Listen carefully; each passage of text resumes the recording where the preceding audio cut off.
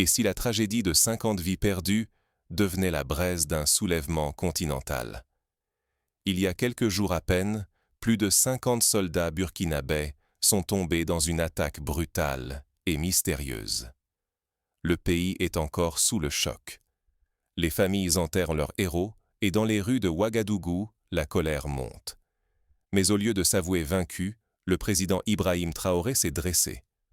Loin des discours de commisération, il proclame une riposte immédiate. Pas avec des mots, mais avec des actes concrets. Les drapeaux sont en berne, mais le pays, lui, lève la tête. Ce n'est pas seulement une réponse militaire. C'est une mobilisation nationale inédite. Partout, des citoyens ordinaires se rallient, les réseaux sociaux s'enflamment, les volontaires affluent. L'armée, elle, s'active, épaulée désormais par des forces spéciales russes venues en urgence. Le message envoyé dépasse largement les frontières du Burkina Faso. C'est un appel à toutes les nations africaines, refuser l'humiliation, défendre leur souveraineté, s'unir face aux ingérences extérieures. Aujourd'hui, le Burkina Faso n'est plus un simple théâtre de crise. Il est le symbole d'une Afrique qui décide de se relever, de reprendre son destin en main. Mais l'enjeu est immense.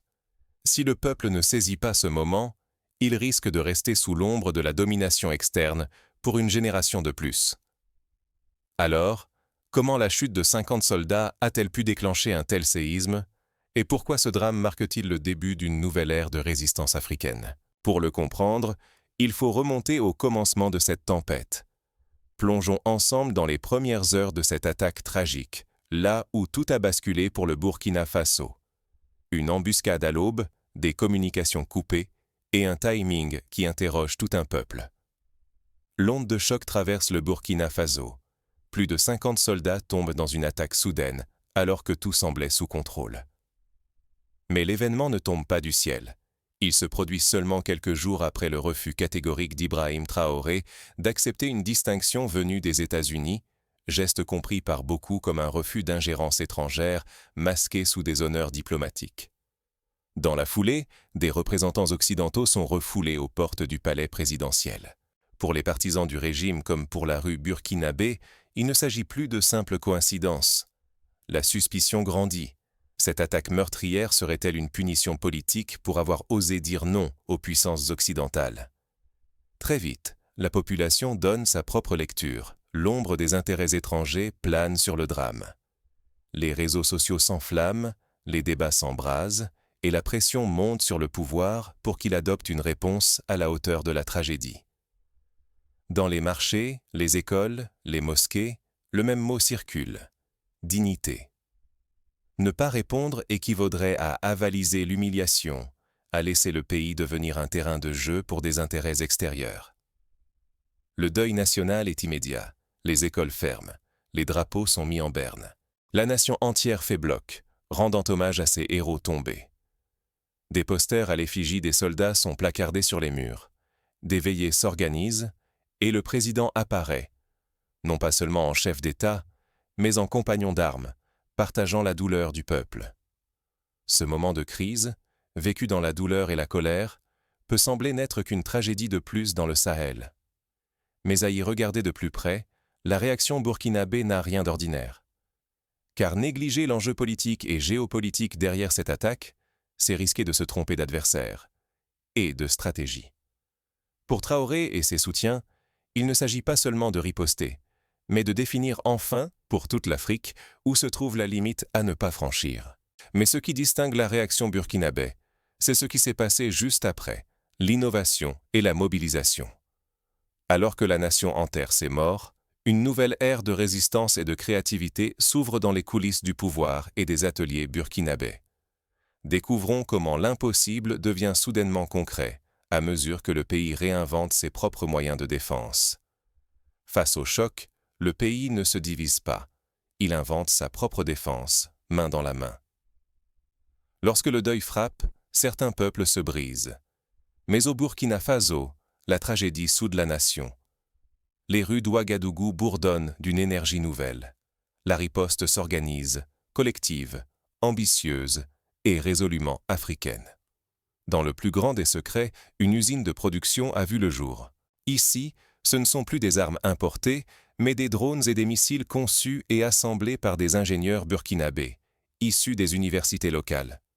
Ce projet n'est pas seulement un défi technologique, c'est un acte de souveraineté, un message clair envoyé au monde entier. Mais le Burkina Faso ne se bat pas seul. Après l'attaque, les forces spéciales russes sont arrivées rapidement, non comme mercenaires, mais comme formateurs et alliés. Elles épaulent les commandos du pays dans des entraînements intensifs, partagent leur savoir-faire en guerre asymétrique, tout en respectant l'autorité burkinabé. Le partenariat est basé sur l'échange, la confiance et la volonté commune de bâtir une défense autonome. Sur tout le territoire, un élan sans précédent d'engagement populaire se répand. Volontaires de tous âges, femmes et hommes, affluent pour rejoindre la défense nationale. Les communautés rurales offrent nourriture, outils et terrain pour l'entraînement. Le soutien logistique ne vient plus de l'extérieur, mais du peuple lui-même, qui se réapproprie le destin de la nation.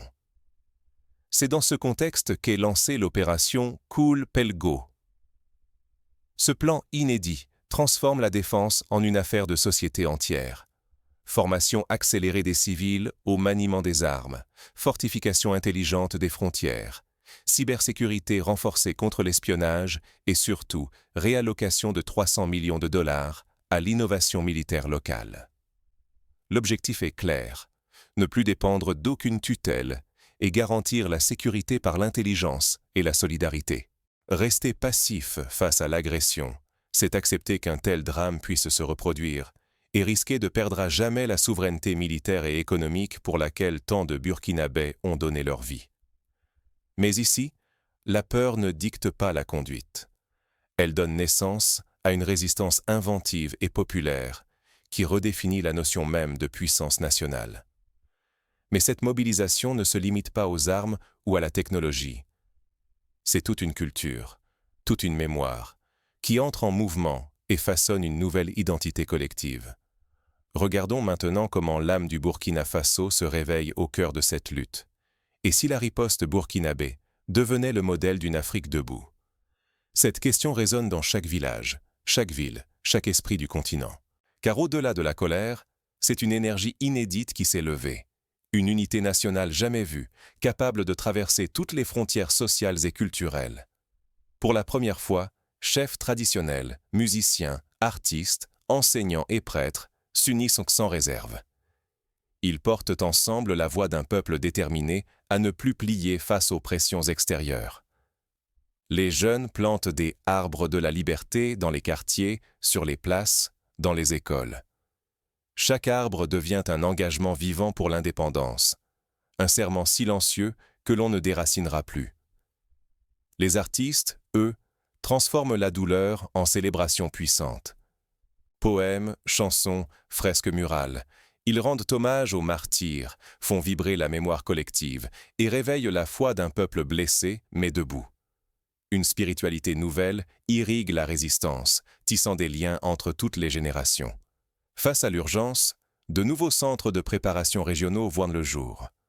On y enseigne l'histoire des résistances africaines, la stratégie militaire, mais aussi l'idéologie de l'autonomie. Des jeunes, des femmes, des anciens s'y retrouvent pour apprendre, débattre, se former. Désormais, la défense du pays n'est plus l'affaire de soldats seuls. C'est un élan populaire, réfléchi et structuré. Mais le vrai bouleversement, c'est l'émergence d'un mur de résistance sahélien. Le Mali, le Niger et le Burkina Faso partagent désormais leurs renseignements, élaborent une doctrine commune et coordonnent leurs forces. Cette solidarité inédite fait trembler les lignes établies. Ensemble, ils posent les bases d'une sécurité collective, affranchie des tutelles extérieures. Pourtant, rien n'est gagné. Si cette énergie collective venait à s'essouffler ou se diviser, tout l'espoir africain pourrait être récupéré, voire écrasé, par des puissances étrangères. L'équilibre reste fragile. Les regards du monde se tournent vers le Sahel, prêts à juger, à influencer ou à déstabiliser. Mais la dynamique est lancée. Les symboles de résistance deviennent des modèles pour d'autres pays africains, inspirant des mouvements similaires au-delà du Burkina Faso. Une nouvelle page s'écrit portés par la force du collectif, la mémoire des ancêtres et la détermination d'une jeunesse qui refuse la fatalité. Mais ce n'est pas tout. La guerre de demain se joue aussi sur le terrain de l'image, de l'économie et dans l'ombre des chancelleries diplomatiques. Car si le peuple tient encore la rue et le combat militaire, la bataille la plus subtile se livre désormais sur les écrans, dans les bourses et dans les couloirs du pouvoir international. Découvrons comment l'Afrique tente de gagner sur tous ses fronts à la fois. Au-delà des armes, c'est le mental, la créativité et l'union qui forgent la nouvelle Afrique. La réponse burkinabé à la crise ne se limite plus à la simple résistance. Elle lance une doctrine africaine inédite, centrée sur l'autarcie, la disruption stratégique et la militarisation civique.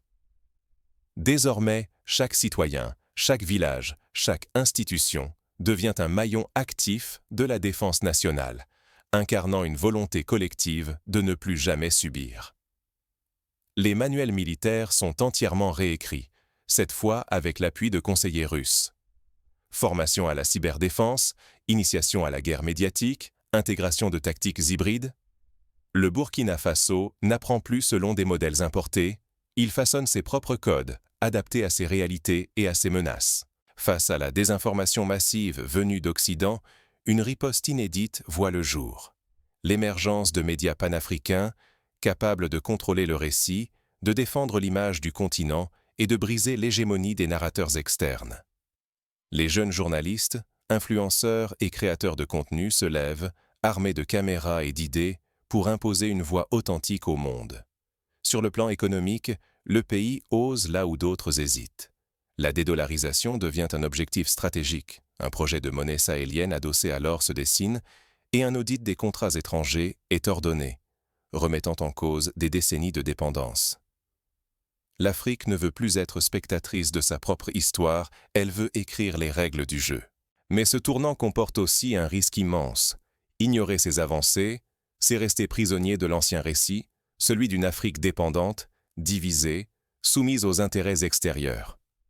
Aujourd'hui, le choix est simple. Bâtir une souveraineté concrète ou perpétuer la résignation. Finalement, ce moment charnière exige un choix collectif et individuel. Mais ce n'est qu'un début. Que peut espérer l'Afrique demain si elle poursuit sur cette voie? Plongeons ensemble dans les scénarios possibles et les défis à venir. Le réveil du Burkina Faso est-il le début d'une véritable renaissance africaine? Cette question n'est plus rhétorique. Aujourd'hui, au cœur du Sahel, un peuple blessé refuse de plier sous la douleur et transforme chaque perte en un cri de dignité. Ce n'est plus simplement une crise locale, c'est la naissance d'une résistance consciente qui inspire déjà tout un continent à repenser sa souveraineté.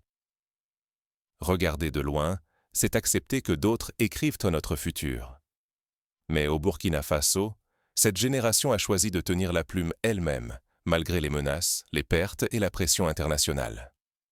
Sous la direction d'Ibrahim Traoré, le pays ne se contente pas de riposter. Il forge un nouveau récit africain, fait d'action, de technologies développées localement et de mobilisation populaire. À travers l'innovation militaire, la solidarité des communautés et la fierté retrouvée, le Burkina Faso redevient maître de son destin. La véritable leçon de ces derniers mois, c'est que chaque voix compte. Refuser de se résigner, c'est choisir d'inspirer. Car l'indépendance ne se déclare pas.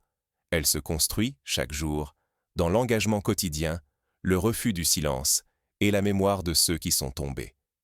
Il n'y a plus de place pour l'attentisme. Désormais, être spectateur, c'est être complice de la dépossession. L'Afrique de demain s'écrit dans les choix courageux de ceux qui, aujourd'hui, osent de dire non à la résignation. Le Burkina Faso lance un appel silencieux mais puissant à tous ceux qui croient en une Afrique digne et souveraine. Engagez-vous, informez-vous, partagez cette histoire. Ne laissez pas l'avenir du continent se décider sans vous, car c'est ensemble, dans la lucidité et la solidarité, que nous pourrons changer le cours de l'histoire et offrir aux générations futures un héritage dont elles